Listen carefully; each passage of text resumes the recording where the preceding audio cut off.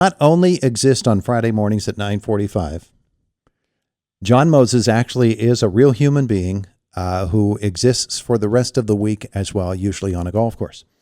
But he joins us this morning, and our visit with Jon Mozes of the Altoona Curve is presented by Marcus & Mack, voted best law firm and best personal injury lawyer 3 years in a row in the Best of Indiana County contest. Visit them online at marcusandmack.com. Actually, 4 years in a row now for Marcus & Mack, best law firm, best personal injury lawyer. So Jon Mozes is caught up in the hype as well as everybody else, I would bet, in Altoona because, well, Berg is finally in town. No, they did get the catcher from Greensboro, who was promoted, but Konnor Griffin, that young guy, really young guy, is now a member of the Altoona Curve. John, what was that like last night? I bet you it was an electric crowd, huh?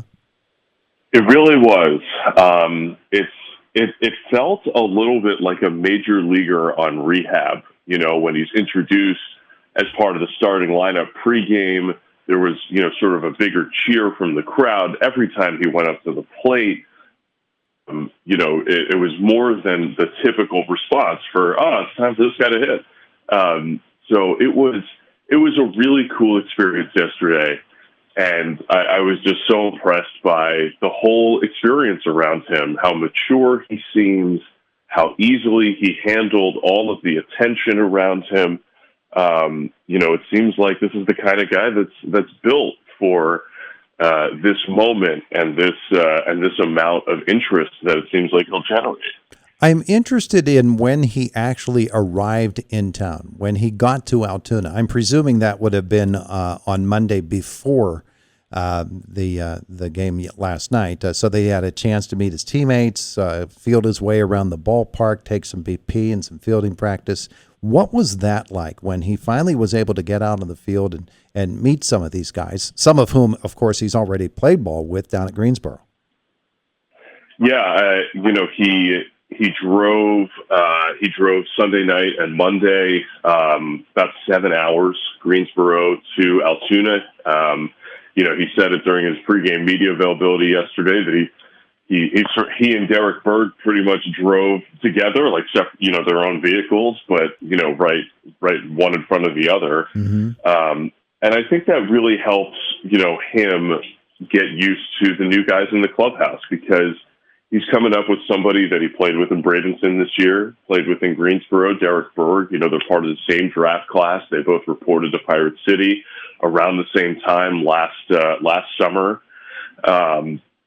And then he walks around the clubhouse, and it's Deuce Gorson, who he spent half the year with. Mm-hmm. It's Omar Alfonso and Esmeralyn Valdez, guys that helped Greensboro win the first half when he got there, because he was asked about, hey, this Curve team, they're in a playoff race, are you excited? And he says, well, it's not all that dissimilar from what happened to him when he moved from Bradenton to Greensboro, where he moved up for about the last 18 games of the first half of the year and helped those guys push for a first half title in Greensboro. So, it turned out to be a pretty sort of normal day, all things considered, but still pretty cool to have him around. Yeah, absolutely, and to meet the coaching staff and to sort of settle in. So let's talk about the tools because we've talked about his bat quite often. When he was drafted, there was debate: is he going to be a center fielder? Is he going to be a shortstop? The Pirates finally said he's a shortstop, and he seems to have taken very, very well to that, despite the fact that he's a very tall player for a shortstop. When you look at him, do you see a graceful shortstop? Do you see somebody who is limited in range, or what's it like to watch him with a glove on his hand? I mean, he looks like a shortstop to me. It's interesting because I'm thinking about sort of his frame, right? He's a big guy, 6'4" tall. And I'm reminded of a quote that Andy Fox gave during our media day this year, where he talked about how when he was drafted, he was, Andy's a big guy, a tall guy too, about the same height. And he was drafted as a shortstop by the New York Yankees. And he talked about like the challenges of playing shortstop at that size. And, he says, look, it comes down to athleticism and repetition. You know, are you athletic enough to still get to balls, bending over at the waist so that you can get everything? And I think he's got the athleticism part in spades. It's sort of interesting. I was talking to Kevin Gorman, who writes for Trib Live, Pirates Beat, and he shared a really interesting quote that Andrew McCutchen had shared with him the day before. And Andrew was like, listen, most times 19-year-olds, they put on a uniform and they're swimming in it. You know, he wears the uniform like we do, you know, referencing other players in the clubhouse. And I think that's the first thing that jumps off the page about Konnor Griffin is that physically he looks the part already.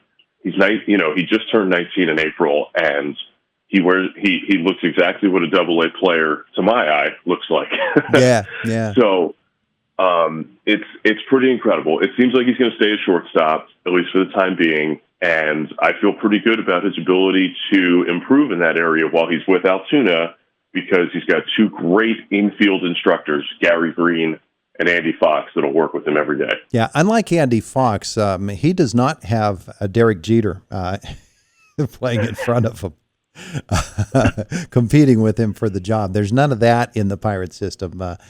So he's going to have that. That road is clear ahead of him to really make a statement, even though the Pirates have been really, really rich in drafting shortstops over the years. So the bat tool, of course, we talk about a lot, and the base running is something that probably we neglect to mention a lot. He's got some learning to do. Hit into a double play last night, broke for home on a grounder and was thrown out at home plate. But that's what AA ball is all about. That's why you grow up in the minors. Right. I mean, those are great learning opportunities for Konnor, right? Like, he's playing against pitchers that are 5 years older than him on average, defensive players that, you know, have so many more reps than he does playing the game. You know, I just think that, you know, you feel pretty good about the baseball instincts, right? Like him going home in the first inning yesterday. I think that is just Andy Fox and the curve. That's the identity of the AA team he's playing on, right? Between Jeb and Termar and Sammy Ciani. Like, there's so many guys on this roster that want to be aggressive on the base paths, that they want to steal bases. And, you know, Griffin, it looks like he is as good a runner as you would expect for a guy that size. I mean, you just don't see guys that big that. Uh-oh. Where did Jon Mozes go? Hey. That's hype. There you go. You went away for a second or so, but we're glad we got you back here this morning. Jon Mozes of the Altoona Curve. We are talking about Konnor Griffin making his AA debut. So the fans are very excited. When you talk to people in the upper echelons of the Altoona organization, and I'm sure that you'll see Pirates staffers who will be showing up there to watch Konnor Griffin as well. You catch that same level of excitement from them? Absolutely. You know, there are a couple of guys who I saw yesterday in Pirates player development who I hadn't seen all year. And they were like, you know, I had to come and get my eyes on Konnor Griffin. I got to see exactly what we have. You know, I read the reports and all that jazz. But, the Pirates player development, the coaches, they're pretty excited to have this guy in the room. They feel like he's going to help them offensively this year in Altoona. I think there's some optimism about the Curve, you know, making the playoffs and having a really good chance to win the championship in the Eastern League this year. It's a pretty exciting moment here. And, you know, fortunately the Curve have him for long enough at the end of the season here that he can really impact winning. Yeah, absolutely. It's going to be fun to watch these last half a dozen or so games for the Altoona Curve heading toward the playoffs, and to see Konnor Griffin and Termar Johnson together. That could be the Pirates infield of the future right there, middle infield at least. Yeah, it certainly could. 6:00 games all week this week, hosting the Philadelphia Phillies affiliate. Fireworks coming up on Sunday. I know school's getting started this week, but this is the kind of guy that you're going to want to tell your friends about when you go to school, or that hey, I got a chance to watch Konnor Griffin this summer. So it's pretty cool and a great chance to get out to Kirk, PA this week. Absolutely. All right, John, we'll talk to you on Friday when we have a little bit more seasoning there under the belt of Konnor Griffin, 2 more games worth. But I appreciate your jumping on board with us this morning. It's been fun. Of course, my friend. Talk to you Friday. There's Jon Mozes of the Altoona Curve. It's 24 minutes after 8 o'clock or 9 o'clock. It's Indiana in the Morning on WCCS, 101.1 FM, AM 1160, and WCCSradio.com.